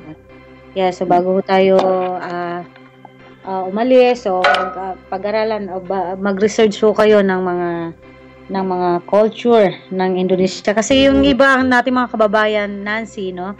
Kaya mayroon tayong tinatawag na PIOS at saka PIDOS seminar para yung ma-prepare yung mga kababayan natin, yung mga OFW na bago sila umalis ng bansa, no? Para turuan sila kung ano yung mga culture, tradition, no? Doon sa bansa na pupuntahan nila. So, mahalaga yun, kasi hindi ako dumaan sa gano'n, no? Syempre, ako, malakas naman ang loob ko dahil inisip ko nga, nung time na yun, parehas lang naman kami ng pananampalataya, no? Ng paniniwala. So, kaya malakas ang loob ko, no? Pero hindi ako dumaan sa yung tamang proseso, no? At, yung ibang mga kakilala ko, nakasama ko, yun nga, hindi rin sila dumaan sa proseso, hindi nila alam kung anong culture doon sa, let's say, sa Middle East. Hindi naninibago sila. So malaking adjustment kasi, no? Kaya yung iba nagkakaroon ng culture shock, yung gano'n, hindi sila makakaniwala na bawal pala yun. Kung halimbawa kung ikaw ay nasa Middle East, alam mo naman bawal ang baboy, So, sa Saudi Arabia, mahigpit, hindi ka pwedeng kung lalaki ka, titingin ka ng malagkit na tingin sa mga babae, kasi pag makita ka ng mutawa, pwede ka nilang ikulong, hulihin, doon. Kaya maraming, bago tayo umalis ng bansa o mag-apply sa isang bansa, alamin muna natin yung mga tradisyon, anong kanilang mga culture, ang paniniwala nila, kasi para mahanda tayo at malaman natin kung paano tayo kikilos pagdating natin sa bansang yon. Yeah, tama po yun. Dahil po si Sarah, marami po siyang yung experience niya, talagang malaking parte po ng kaalaman yung ibinibigay niya sa inyo ngayon. Bago kayo umalis ng bansa, bago kayo mag-apply, kailangan alamin nyo kung ano klaseng trabaho ba talaga yung gagawin nyo sa bansa na gusto nyong puntahan. Tsaka kung kaya nyo bang malayo sa pamilya, alam nyo ba? Bagay. Yun, tama po yun. Kaya maging matalino ho tayo. Matalino naman ng Filipino kahit sa madali. Ang dali-dali maka-adjust, no? Mga Pinoy, iba talaga. Gerald! Ano sa tingin mo, Kuya Gerald?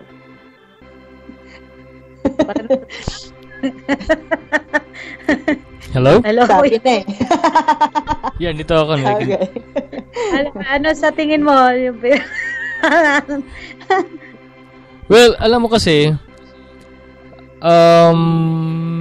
maganda naman talaga yung may kasama kang Pilipino pag nasa ibang bansa ka, di ba? Usually, hinahanap natin yung mga lugar na marami tayong kababayan. Di ba?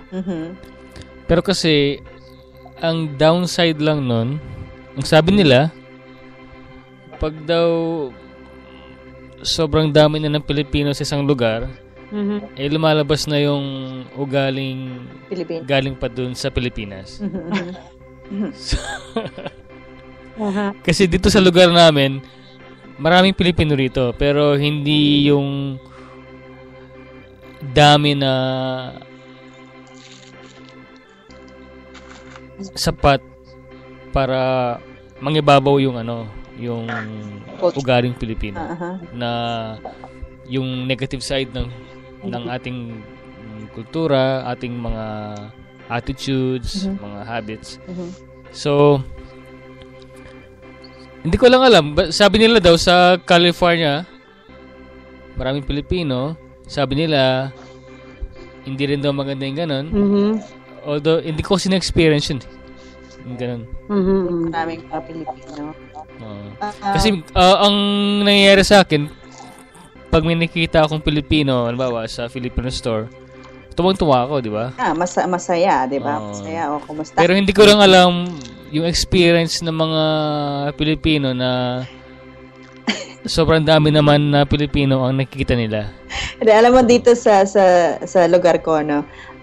Syempre, bawat lingon mo puro Pilipino, mamamalengke ka puro Pilipino, 'di ba? Ang daming mga Filipino store, mayroon pang mga Filipino restaurants. Pagpasok mo, syempre mga Pilipino. So ang ano mo is, kumbaga walang excitement.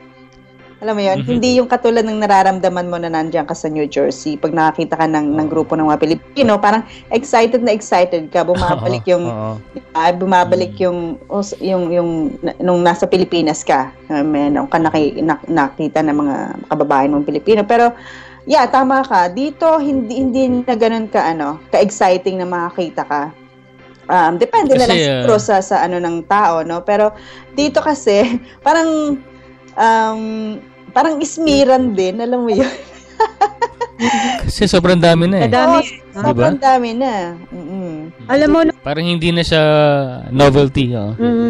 Parang pag nakakita ka ng iba yung tsura, parang iismeran ka rin, alam mo yun, ganun. Parang Pilipinas. Nung nasa North Carolina kami, no, ikot kami, pinapasyal kami nung kaibigan naming pastor, si Pastor Noel D. Asis, ano. At bawat ikutan namin, wala kami makitang Filipino. Grabe, puro sa North Carolina, And then, nung pabalik na kami dito sa San Jose ni June, nung nasa airport na kami, syempre nag-uusap kami ng Tagalog. Yung isang Filipina na nagtatrabaho sa airport, sa isang store sa airport, sa loob ng airport, talagang lumabas pa siya, oh. Sabi na, Tagalog kayo? Mga Filipino. Mga Filipino kayo, sabi na, lumabas pa talaga ng store, para lang, parang, makita mo sa mukha niya, sa reaction niya, yung sabik na sabik siya makakita. Parang may Filipino dito. Yung gano'n. Kaya, pag napunta ka pala sa lugar na gano'n, parang, yung masasabik ka rin, makakita ng kababayan mo. Pero kagaya nga sabi mo, Nancy, pero dito sa California, especially, kahit saan ka lumingon, may Filipino, no? So, parang... Pero iba pa rin yung pakiramdam din na may mga na alam mo na maraming Pilipino. Iba pa rin yung kasiyahan kasi. Kahit na merong... Hindi maalis yun. Hindi maalis yun. Yeah. Ito, makikihalo po sa atin. Usapan natin ang aking asawa, si June Sereno. Minsan kasi sometimes we take it for granted din, yung lagi nating nakikita, alam nating maraming Filipinos, yung we take it for granted, yung mga kababayan natin. Tama rin si Sister Nancy na minsan naman meron talaga yung nangi-snub, di ba? Pero pagka nawala ang certain things, like nung nagpunta kami sa North Carolina, nawala yung presence ng maraming Filipino at mga Oriental restaurants or mga Oriental stores. Talagang doon mo ma-appreciate yung what we have here in California, like sa LA or dito sa may Bay Area. Yung lalabas ka lang, andyan na yung mga kabayan mo, parang Pilipinas, masaya, yung fellowship. Tapos down the street, pupunta ka ng Jollibee or ng Jerry's Grill. Di ba yung the things we take for granted on a daily basis, minsan ma-appreciate talaga natin pagka nawala. Yeah, tama. Tama. Tama ang asawa ko. Magandang yung viewpoint yun. Yeah, brother yun. Thank you. Kasi halimbawa, panagpunta ko ng North Jersey, halimbawa sa Jersey City. Ewan ko, parang tuwan-tuwa ako. Yeah. Makita ko ng Red Ribbon, yung Max Restaurant, tapos may mga grocery na Pilipino. Ewan ko, parang iba rin yung feeling na may nakita ka na kamukha mo.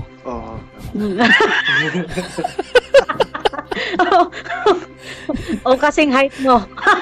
Kasing height ko. Hindi ako nag-iisa. Kakulay mo, di ba? Parang hindi ako nag-iisa. Pwede. Tama. Hindi naman tayo nag-discriminate sa ibang pero, siyempre, namimiss mo rin yung Pilipinas, di ba? Yeah. Totoo. Di ba yung mga restaurant, yung talagang Pinoy na Pinoy, no? Yung pangalan pa lang Filipino. Goldilocks, Jollibee, yung gano'n, di ba? Teka mo na, commercial na yan, Sponsor na yan,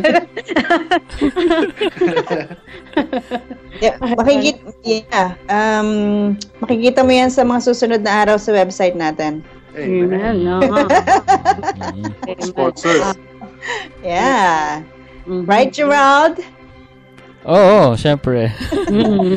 Tsaka ipopromote natin yung mga CD ni album ni Sister Sarah. Abangan niyo yung CD po ni Sister Nancy. Di ba? Yeah, mamaya kakanta ako ng Makabayan. Sige. Ngayon na. Ngayon na. Gerald, alam mo yung kanta ni Joey Ayala eh. Joey Ayala pa. Ano yun? Ang title? Yung Walang Hanggang Paalam. Oo, maganda yan. Kantahin natin. Yun ang paboritong kanta ng mga parang mga aktivista na hindi ko maalala mo yun. Mag-ending na ba kayo? Ano yan? Magka-closing na ba kayo? Hindi pa, kakanta mo na Nancy. Alam ko pang closing yan para parang fading. Pang closing pala yun. Okay. Sino munang magpapaalam? Han, ikaw. Si Jun, say anything. Oh, okay. Sa lahat ng mga nananatili ko, nakikinig na kababayan natin, huwag kayo mawawalan ng pag-asa. There's always hope. Nandito ang mga kakampi nyo. Itawag lang kay Nancy Isguera or kay Brother Gerald or kay Sarah yung mga reklamo o kahit na anong maliit na bagay, mailabas lang sa dibdib, di ba? Yes. Yun ang importante para paano minsan mag-isa lang sila, wala silang kakampi, wala silang makausap. Importante yung mailalabas yung nasa loob nila para at least guminhawa yung pakiramdam, mabigyan sila ng hope tsaka encouragement. Tsaka kung kailangan din ng tulong, kung hindi naman namin kayo matutulungan directly, pwede namin kayo i-refer kung sino man yung tamang tao na makakatulong. Kaya yung lagi pong subaybayan itong ang Podcast Pilipinas para mga importanteng information tsaka mga makakatulong sa inyo being away from home, lalo na yung mga OFW dyan. Huwag po kayo mawawalan ng pag-asa. Marami pong salamat. Ayan. Thank you, Jun Serrano. Kuya Gerald? Ako naman, una, congratulations, Sarah, for your second episode. Thank you. Tsaka kay Nancy. At tsaka kay Brother Jun na walang sawang sumusuporta sa'yo. Always, brother. Always, So, congratulations. Tsaka, invite ko rin sila na every episode ng mga podcast natin, lumalabas din sa YouTube. Automatic yun. Tsaka sa SoundCloud. So, meron din tayong Spreaker. And, of course, you can go to podcastpilipinas.com. Meron po tayong mga link doon, papunta doon sa podcast ni Sarah, ni Nancy, at saka ni Kyle Nelson. So, maraming salamat po at magkita-kita tayo sa sunod na linggo. Ayun, maraming salamat, Kuya Gerald. And Nancy, gusto mong mayroon kang message bago ka kumanta? Pero tunay ba yung kanta? Yeah. First of all, gusto ko lang magpasalamat kay Gerald, no? Tsaka, congratulate ko rin siya sa magandang ginagawa niya. Kasi itong Podcast Pilipinas, parang panibagong trend ng pagbibigay ng serbisyo tsaka kasiyahan para sa ating mga kababayan. Thank you, Gerald, kasi alam ko wala kang asawa na nag-iimbento talaga kung ano yung maganda para sa Podcast Pilipinas. So, thank you so much. Kay Sarah, ano sasabihin ko sa'yo, Sarah? Congratulations na. Alam ko, katulad ng sinabi ko nga kanina, this is just your yung second episode pa lang ng OFW Matters, pero alam ko na marami ka ng taga-subaybay at alam ko rin na malayong yung mararating mo. At marami yung mga kababayan natin na nakikita ko, na nararamdaman ko na naghihintay lang ng right timing, katulad nitong pag-launch ng programa mo na na merong na silang masusumbungan, na direktang masusumbungan ng kanilang mga problema katulad nga ng sinabi ni Brother John kanina, na hindi man direkta na tayo or ikaw yung makatulong sa kanila, at least maibulalas lang nila kung ano yung nararamdaman nila. Na sabi nga ni Brother June, malaking bagay po sa ating mga kababayan na merong mapagsabihan ng kanilang mga problema. Ayun po. So, congratulations, Sarah. Buhay ka. At syempre, inaanyayahan ko rin kayo na i-like nyo po yung aming Podcast Pilipinas Facebook page para hindi po kayo nahuhuli sa mga updates po, no. Syempre, nandiyan yung ating website, yung www.podcastpilipinas.com. Mas lalo po namin pinapaganda yung website. So, thank you, Gerald La Cuarta. Ayun. Tapos next week po, abangan niyo po ako sa Sa Tuesday, yan. Mag-iba na po ako ng araw ng programa ko. Every Tuesday na po, starting next week, syempre makakasama pa rin natin si Attorney Dennis D. sa Ask Nancy or Aksyon Serbisyong Kababayan ng inyo pong lingkod, si Nancy Esguerra po. Thank you, Sarah, at good night sa ating mga kababayan. Yes, maraming salamat, Kuya Gerald. Maraming salamat, Honey. Salamat din, Nancy, again sa tiwala na binigay mo sa akin para sa programang ito. Isang malaking karangalan ito sa akin, at ito at para sa ating mga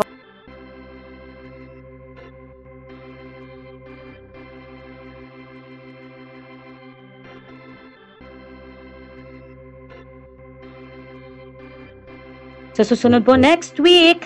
Ayan, sa mga susunod po na episode natin ay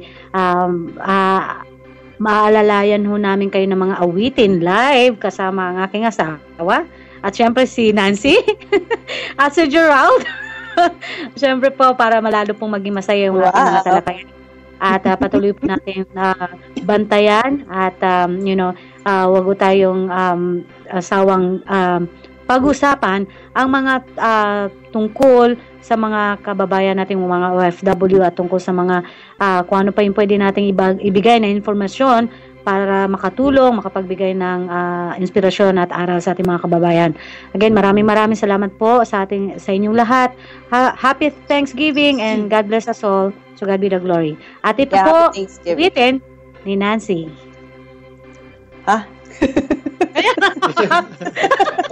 In-intro na kita. Okay, sige. Kakantahin ko lang to kasi paborito ko to. Gerald, sabayan mo ako. Makinig lang ako. Sige. Sige, okay. Di ba tayo'y narito upang maging malaya at upang palayain ang iba? Ako'y walang hinihiling, ika'y tila gayon din. Sadya'y bigyang laya ang isa't isa.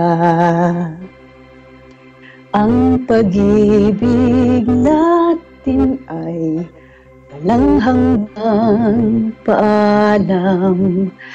At habang magkalayo, papalapit pa rin ang puso. Kahit na magkahiwalay, tayo'y magkasama sa magkabilang dulo ng mundo.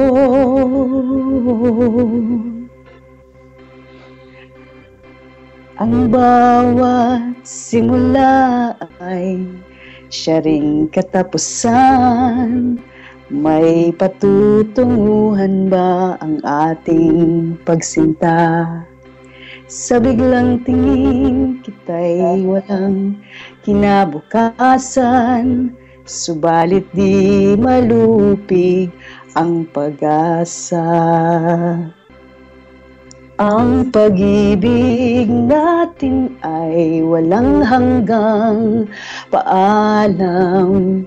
At habang magkalayo, papalapit pa rin ang puso.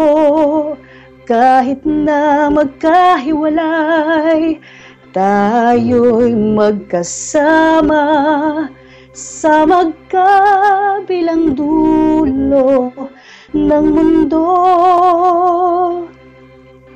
Sa magkabilang dulo ng mundo. Good night po. Ayan po. Yay! Yan po si Galing. Sarah. Maraming salamat po. At again, ito po ang OFW Matters. At ito po ang inyong kakampi, si Sarah Balabagan Sereno. Mabuhay!